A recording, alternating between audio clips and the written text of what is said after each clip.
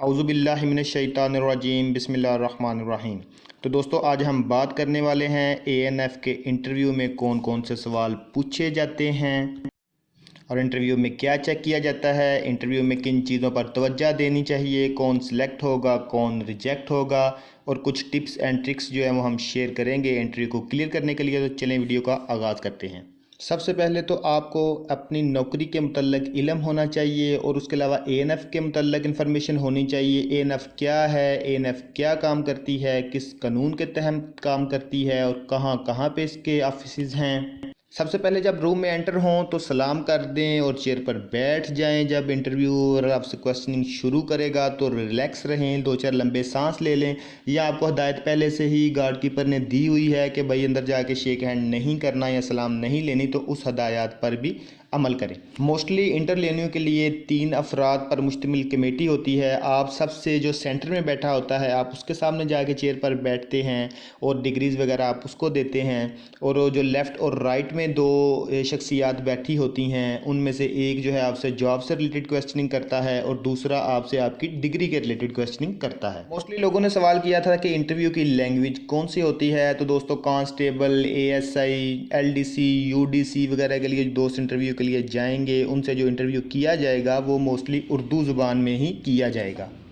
جاتے ہی جو سوال آپ سے کیا جاتا ہے وہ آپ سے آپ کی ایجوکیشن کے بارے میں کیا جاتا ہے کہ مطلب آپ کی کوالیفیکیشن کیا ہے، اگر آپ نے سٹڈی چھوڑ دی تو کس بنا پہ چھوڑی، یا اگر آپ سٹڈی کنٹینیو میں ہیں تو کس جو ہے وہ ڈگری کر رہے ہیں، اس کے سبجیکٹس کیا کیا ہیں، اس کے مین جو ہیں وہ ٹاپکس کیا ہیں، اور اس کے علاوہ آپ کے مین سبجیکٹس کون سے ہیں، یہ آپ نے اپنے مائنڈ میں رکھ کے جانا ہے۔ اور اس کے بعد آپ کو سال جو ہے وہ یاد ہونے چاہیے کہ میٹرک کب کیا، انٹر کب کیا، بیچلر وغیرہ کب کیا آپ نے۔ اور اس کے بعد آپ کسی بھی شہر سے ہیں تو وہاں پہ آپ کو اپنے شہر کا پرانا نام، اس کی آبادی وغیرہ یاد ہونی چاہیے۔ اپنے شہر کا اگر آپ کو پرانا نام تھا، ہسٹوریکل پلیس تھی، تو اپنے شہر کی ہسٹری کے بارے میں پتہ ہونا چاہیے۔ آپ کے علاقہ میں کوئی ایسا سانحہ ہوا تھا، اس کا حل وہ کس غلطی کی وجہ سے ہوا تھا، وہ آپ کو یاد ہونا چاہیے۔ آپ لوگوں کے شہر کے اہم لوگ جو ہیں ان کی ہسٹری کے بارے میں آپ کو معلوم ہونا چاہیے، کسی MNA، MPA، DC وغیرہ کی۔ اور اس کے علاوہ آپ کے ضلع اور ریجن یا اہم گاؤں، علاقے، شہر وغیرہ کا علم ہونا ضروری ہے۔ اکثر جو سوال پچھلے انٹرویوز میں کیا گیا ہے وہ پاکستان کے مسائل کون سے ہیں، یہ موسٹ ریپیٹڈ کویسچن ہے۔ پاکستان میں سب سے بڑا مسئلہ کیا ہے، تو وہ آپ کو بہتر پتہ ہونا چاہیے کہ پاکستان میں ہم کن کن مسائل سے جو وہ گزر رہے ہیں۔ ہمارے مہنگائی، بے روزگاری، کرپشن، ماحولیاتی مسائل وغیرہ ہیں، اور ان سب کے علاوہ آپ کو اس کا سلوشن بھی پتہ ہونا چاہیے کہ ہم مہنگائی پہ اور اس کے علاوہ کرپشن پہ کس طرح سے کنٹرول کر سکتے ہیں، ماحولیاتی مسائل کو کس طرح سے جو وہ حل کر سکتے ہیں۔ اور اس کے علاوہ موجودہ گورنمنٹ کے نام یاد کر کے جانے ہیں، وزیر اعظم کا نام، صدر کا نام، وزیر اعلیٰ کے نام، اعلیٰ وزراء کے نام، پاکستان کے سفیروں کے نام، چیف جسٹس آف پاکستان کے نام، IG کے نام، خصوصی طور پہ جو ہے ANF کے IG کون سے ہیں۔ اور اس کے علاوہ ایک اور اہم سوال کہ ہسٹری آف پاکستان کیا ہے، 1905 سے لے کر 1947 تک جو پاکستان ہے وہ کن کن ادوار سے گزرا، کن کن مسائل کا ہم کو سامنا کرنا پڑا۔ اس کے علاوہ جو اکثر پچھلے انٹرویوز میں سوال پوچھے گئے تھے ان میں سے جو ہے وہ USA کرنٹ پریزیڈنٹ کا نیم کیا تھا، کیونکہ ابھی ریسنٹلی الیکشن جو ہے وہ ہو گیا ہوا ہے، تو اس میں جو ہے وہ کرنٹ جو ہے اس کا پریزیڈنٹ کا نام اور کب ہوا الیکشن، اور اس کے علاوہ کتنے سال بعد ان کا جو ہے وہ الیکشن ہوتا ہے، ان کی پارٹی کون سی ہوتی ہے، کون کون سی پارٹیوں کے مابین الیکشن ہوتا ہے۔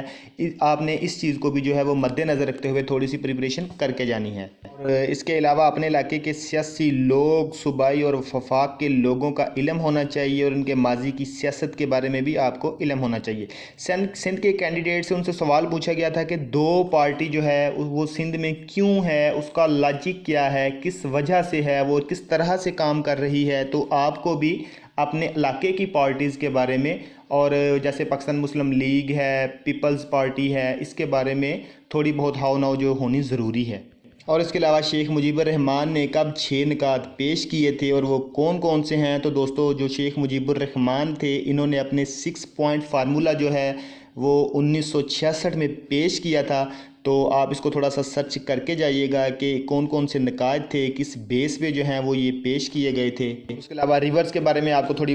جو ہے وہ ہونی چاہیے، پنجاب کے 5 دریاؤں کے نام آپ کو پتہ ہونا چاہیے، پاکستان میں کون کون سے دریا بہتے ہیں یہ آپ کو پتہ ہونا چاہیے۔ اس کے علاوہ بلوچستان، کوئٹہ اور سندھ، پنجاب، لاہور، ان کی آبادی کتنی ہے یہ بھی آپ کو پتہ ہونا چاہیے۔ اور اس کے علاوہ ایریا کے لحاظ سے بڑے ممالک کون سے ہیں، نمبر 1 پہ رشیا ہے، اس کے بعد کینیڈا ہے، تیسرے نمبر پہ یونائٹڈ اسٹیٹس ہے، چوتھے نمبر پہ چائنا ہے، پانچویں پہ برازیل اور چھٹے پہ آسٹریلیا ہے۔ اور اس کے بعد جو ہیں بڑے ممالک آبادی کے لحاظ سے وہ کون سے ہیں، وہ سب سے پہلے چائنا، پھر انڈیا، پھر USA، انڈونیشیا، پھر پاکستان ہے۔ اور یہ آپ نے بات یاد رکھنی ہے کہ پاکستان جو ہے وہ آبادی کے لحاظ سے 5ویں نمبر پہ ہے، اور باقی آپ ڈیٹیل سکرین پہ دیکھ سکتے ہیں۔ اس طرح سے آپ نے ان کو یاد کر لینا ہے، اور اس کے آگے ان کی ٹوٹل آبادی لکھی ہوئی ہے وہ بھی آپ نے ذہن نشین کر لینی ہے۔ اور قائد اعظم کے 14 نکات کو آپ نے ایک بار ریڈ کر کے جانا ہے، کب پیش کیے، کیوں پیش کیے، وہ نکات کون کون سے تھے۔ تو یہ جو ہے قائد اعظم نے اپنے 14 نکات جو ہیں وہ نہرو رپورٹ کے اگینسٹ پیش کیے تھے، آپ نے اس کو بھی تھوڑا سا جو ہے وہ ریڈ کر لینا ہے۔ اور اس کے علاوہ دنیا میں ایریا کے لحاظ سے بڑے شہر کون سے ہیں، تو سب سے جو بڑا ایریا کے لحاظ سے ہے وہ نیو یارک میں ٹوکیو ہے، شکاگو ہے، اور world largest city in the world by population in Tokyo پہلے نمبر پہ ہے جو جاپان کا ایک شہر ہے، دوسرے نمبر پہ دلی ہے جو انڈیا کا شہر ہے، اور تیسرے نمبر پہ شنگھائی ہے جو چائنا کا شہر ہے۔ اور اس کے بعد آپ نے جو ہے وہ سی ٹاپک جو ہیں یعنی کہ سمندروں کے بارے میں معلومات آپ نے جو پریپیئر کر کے جانا ہے، میڈیٹرینین جو سی ہے وہ کہاں پہ واقع ہے،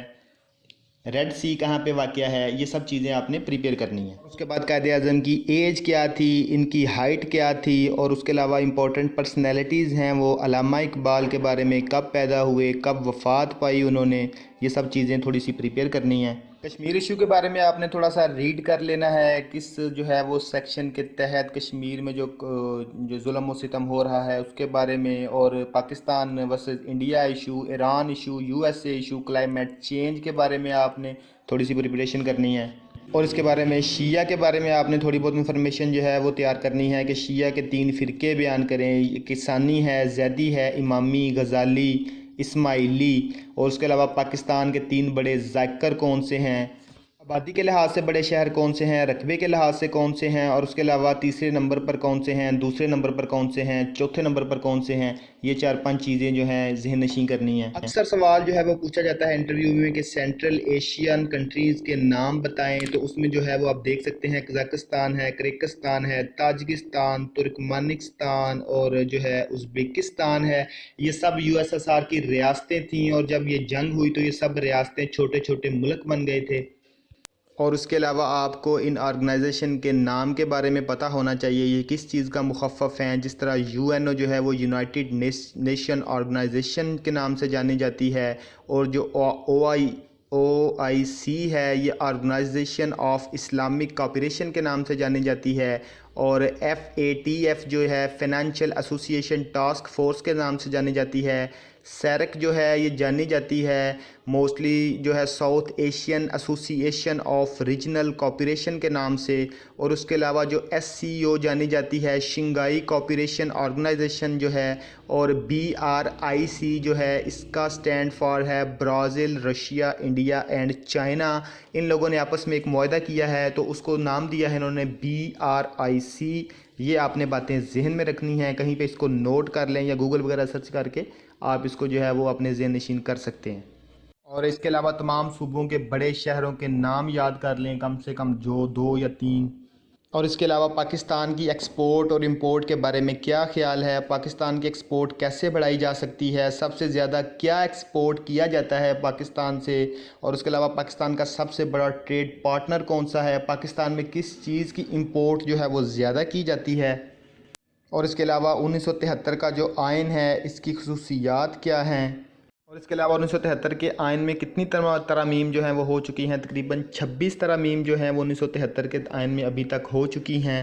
اور ذوالفقار علی بھٹو نے جو ہے وہ 20 دسمبر 1971 میں جو ہے وہ حلف لیا تھا، پاکستان جو ہے وہ 16 دسمبر 1971 میں ٹوٹا تھا۔ دریائے سندھ کون سے شہر کے سمندر میں گرتا ہے، تو یہ ٹھٹھا جو ہے وہاں پہ گرتا ہے۔ کون سا نیا بجلی گھر पंजाब में बनाया गया या ख़त्म किया गया। पाकिस्तान के जोग्राफिया के बारे में इंफॉर्मेशन की होनी चाहिए। पाकिस्तान के बॉर्डर किस मुल्क के साथ हैं, उनकी लंबाई क्या क्या है, और इसके अलावा ट्रेड डिफ्लिक्ट क्या होता है जब किसी मुल्क की इंपोर्ट जो है वो ज़्यादा हो जाती है और एक्सपोर्ट जो है वो कम हो जाती है। यानी कि अगर कोई मुल्क बाहर से कोई चीज़ें ज़्यादा मंगवाने लग जाता है, अपनी दरामदात को बाहर जो है वो कम भेजता है, तो उसको हम ट्रेड डिफ्लेक्ट कहते हैं, जिसका जो है तजारत पे बहुत ज़्यादा असर पड़ता है। उसके अलावा फिस्काल डिफ्लिक्ट क्या है, जो है गवर्नमेंट की इनकम और अखराजात के फ़र्क को कहा जाता है। यानी कि अगर गवर्नमेंट के अखराजात जो हैं वो बढ़ जाएंगे और आमदनी कम हो जाएगी तो उसको जो है वो डिफ़िकल्ट डिफ्लिक्ट कहा जाएगा उसको।